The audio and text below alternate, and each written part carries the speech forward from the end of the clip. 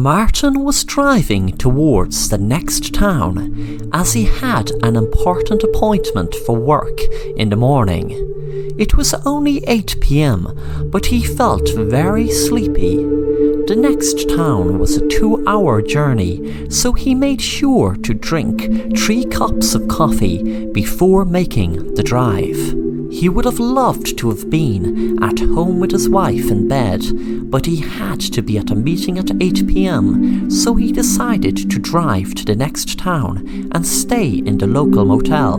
Back in Martin's house, his wife Martha rang Simon, who she was having an affair with. She said to him, "Come over, baby, he's finally gone. I can't wait until you get here, and we will make up for lost time." Simon smiled and said he will be looking forward also.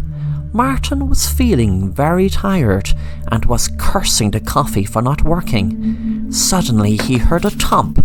He realized he must have fell asleep. Then he realized he hit something. He was in shock and walked out of the car and nearly fainted when he saw a girl lying down dead on the road. He had just ran over a girl who must have been hitchhiking.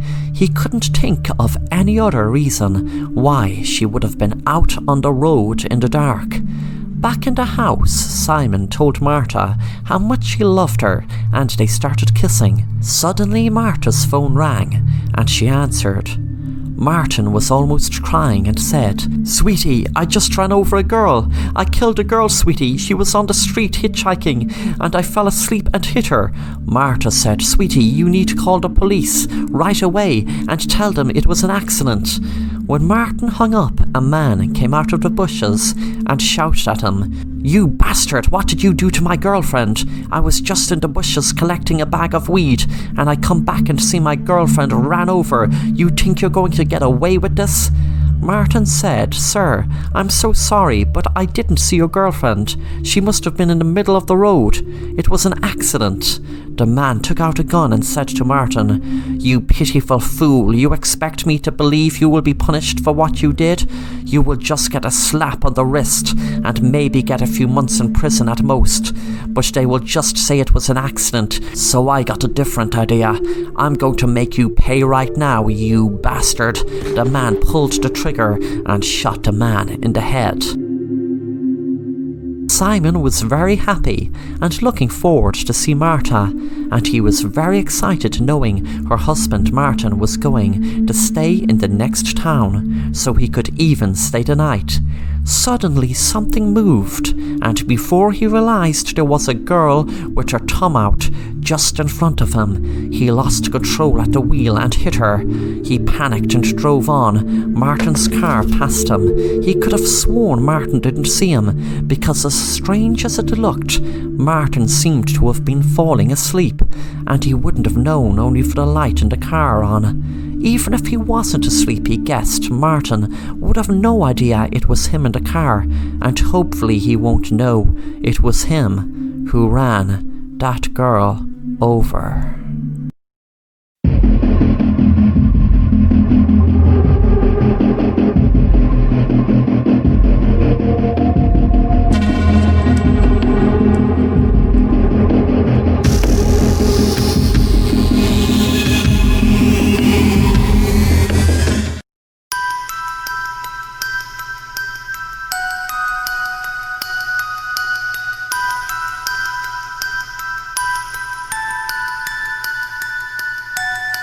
Thanks for coming along to another session, Mike.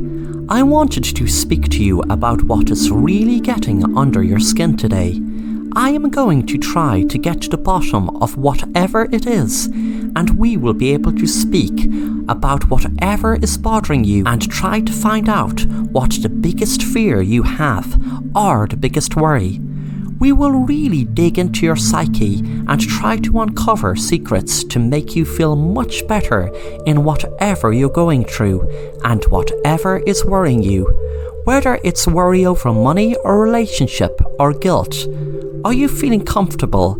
Is there anything I can get you? A glass of water? Maybe another cup of coffee? Yep, a cup of coffee would be great, please, thanks.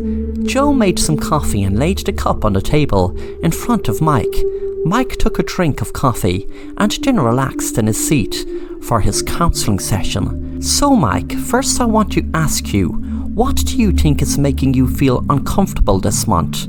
Well, to be honest, I feel like I'm trying my best to better my life, in work etc. And I'm putting my work before my home and my wife and kids etc. I mean, by the time I get home at night, my kids are already in bed, and I hardly ever take my wife out. Sometimes I feel like maybe if I made less money and had more time with my family, I would be so much happier. Well, Mike, I can see where you're coming from, but it's my job to make you unravel whatever is worrying you. So Mike, let's start at the start. You mentioned you're working too hard to spend time with your family. Could you explain more? Is that all it is? You working long hours to not spend time with your wife? Or is there something else? Well, yes, that's it basically, and I wish I had more time with my family to spend with my wife and kids. That is one of the main reasons I came to see a counsellor. Oh Mike, I'm glad you came to see a counsellor, as I will tell you what you should do. You should be honest with your wife and kids. You should be loyal. Mike was getting a bit anxious. Joe kept talking. See Mike, what good is it you coming to counselling if you don't take note of the counsellor? You shouldn't be disloyal now, should you? Joe looked confused and said, That's okay, I just wanted to try it out as an experiment when you were so adamant you thought it would be a good idea to see what things would feel like if our roles were reversed. But I am your counsellor, so let's just keep it that way, please. Mike gave a sinister smile and said, Oh no, but you see, Mr. Counsellor, I was enjoying playing the role of a counsellor because I was just getting to the root of your problem, which as a matter of fact I just found out last week from reading my wife's text messages is my problem also. Joe stood up and said, Mike, our session is over, and to be honest, I'm sorry, but I think you might have to get a different counsellor. Mike said, No, Mr. Counsellor, I have finally discovered how to ease my pain. See, now that I know that you are having an affair with my wife, I just need to make that stop. Mike pulled out a gun and pointed it to Joe. Joe jumped in fright and said, Mike, I'm so sorry. I will never see your wife again. Trust me. You have to trust me. Mike said, Yeah, that's funny, isn't it? You always used to tell me, trust my wife, when I told you I was worried she was cheating. Well, I can't trust her, can I? And I shouldn't, should I? So I need to get rid of the problem. I need to get rid of you. Mike shot his counsellor in his head.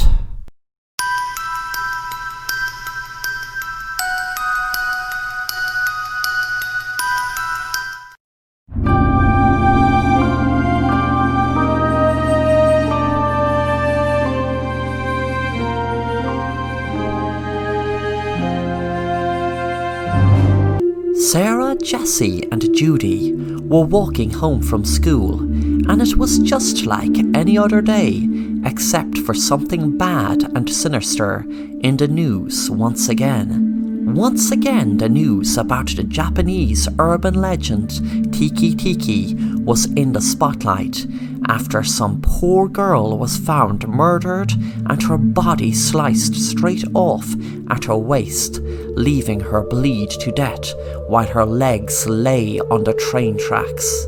The legend began in Japan years and years ago.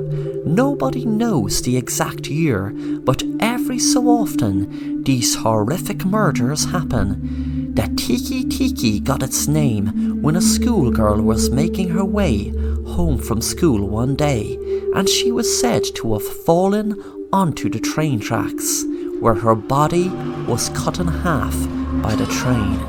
She is known as an onryo, or a vengeful spirit who lurks in urban areas and around train stations at night. Since the girl has no longer a lower body, she travels on either her hands or elbows, dragging her upper torso and making a scratching sound or a tiki-like sound. If the girl comes across an individual, she will chase them and sliced them in half at the torso, killing them exactly the way that would mimic her own disfigurement. The girls were chatting about the latest murder. Sarah said, "I know that people are talking about this silly legend, Tiki Tiki, but no way is it that girl. It's some serial killer that is copycatting the legend.